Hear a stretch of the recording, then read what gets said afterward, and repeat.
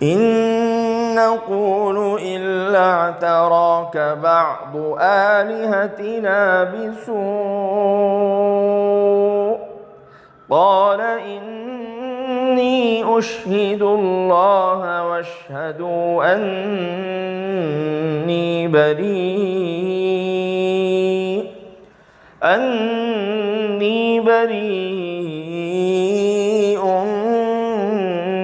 مما تشركون من دونه فكيدوني جميعا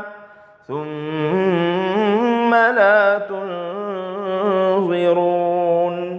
ہم تو کہتے ہیں کہ ہمارے بعض معبودوں نے تم کو کسی بیماری میں مبتلا کر دیا ہے، کسی جنون اور دماغی خلل کے اندر ڈال دیا ہے۔ ہود علیہ السلام نے فرمایا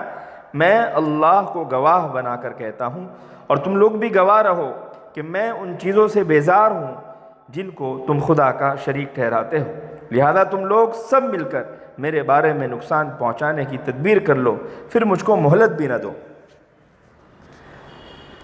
حضرت ہود علیہ السلام پر ان لوگوں نے آصیب کا الزام لگایا، یعنی یہ جو تم باتیں کر رہے ہو، ہمیں لگتا ہے کہ تم یہ بہکی بہکی باتیں کر رہے ہو اور سارے جہاں کو اور سارے لوگوں کو بیوقوف بتلا کر اپنا دشمن بنا رہے ہو، بلکہ ہمارا خیال تو یہاں تک ہے کہ ہمارے دیوتاؤں اور ہمارے معبودوں میں سے کسی نے تمہیں آصیب میں ڈال دیا ہے، تمہیں مجنون اور پاگل بنا دیا ہے، نعوذ باللہ۔ تم جو ان کی عبادت سے روکتے اور برا بھلا کہتے ہو، انہوں نے اس گستاخی کی سزا تم کو دی کہ اب تم بالکل دیوانوں کی طرح باتیں کرنے لگے ہو۔ إني توكلت على الله ربي وربكم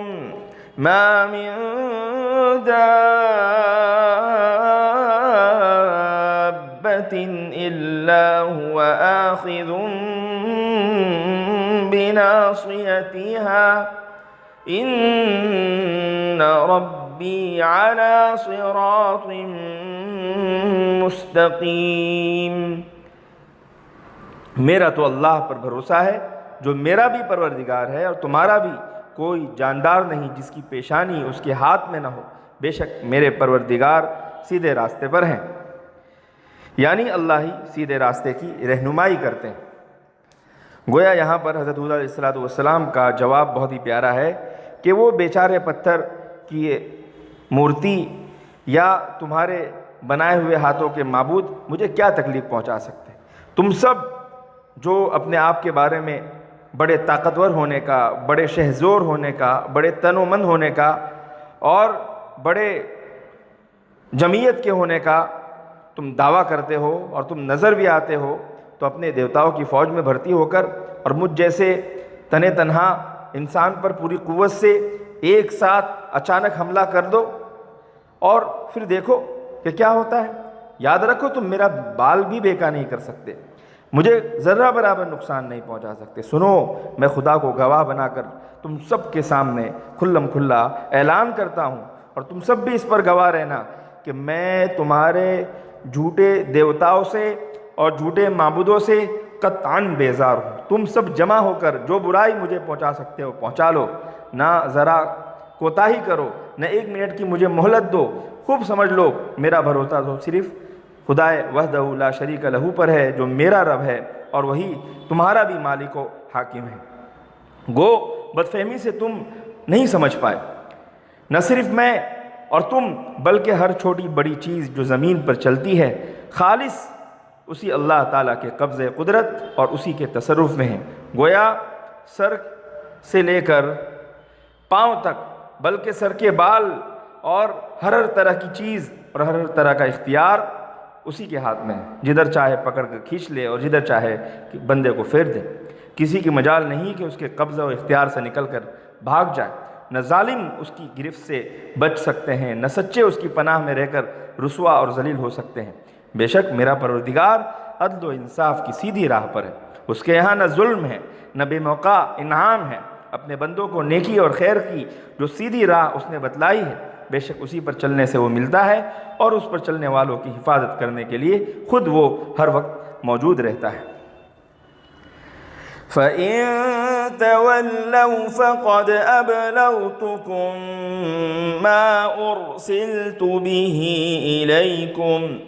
ويستخلف ربي قوما غيركم ولا تضرونه شيئا إن ربي على كل شيء حفيظ۔ پھر اگر تم لوگ منہ موڑتے ہو تو مجھے جو پیغام لے کر تمہاری طرف بھیجا گیا تھا وہ میں تم کو پہنچا چکا۔ میرے پروردگار تمہاری جگہ کسی اور قوم کو آباد کر دیں گے اور تم اللہ کا کچھ بھی بگاڑ نہیں سکو گے، بے شک اللہ ہر چیز پر نگہبان ہے۔ اس آیت کریمہ میں فرما دیا کہ ایسی صاف اور کھری کھری باتیں سن کر بھی اگر تم نہیں مانو گے تو یاد رکھو اے قوم، تم میرا کچھ نقصان نہیں کر سکتے اور تمہارے نہ ماننے سے بھی میرا کوئی نقصان نہیں۔ میں تبلیغ کے فرض کو پوری طرح اللہ تعالیٰ نے مجھے جس طرح حکم دیا اور جس طرح توفیق اللہ تعالیٰ نے بخشی میں ادا کر چکا۔ تم اب اپنی فکر کر لو۔ یہ بات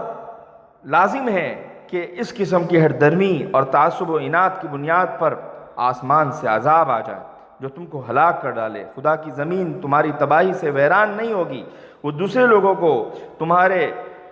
اوپر فتح دے دے گا اور تمہارے اموال اور تمہاری وراثت اور تمہاری جائیداد کا انہیں مالک بنا دے گا، تمہارا قصہ ختم کر کے دنیا کے صفحے ہستی سے پاک کر دے گا۔ یاد رکھو خدا کا یا اس کے پیغمبروں کا کوئی کچھ نہیں بگاڑ سکتا، کوئی اس کا ملک اپنے طور پر خراب نہیں کر سکتا۔ جب وہی ہر چیز کا محافظ و نگہبان ہے تو ہر قابل حفاظت چیز کی حفاظت کے سامان بھی وہ اپنی قدرت کاملہ سے بالکل کر دے گا۔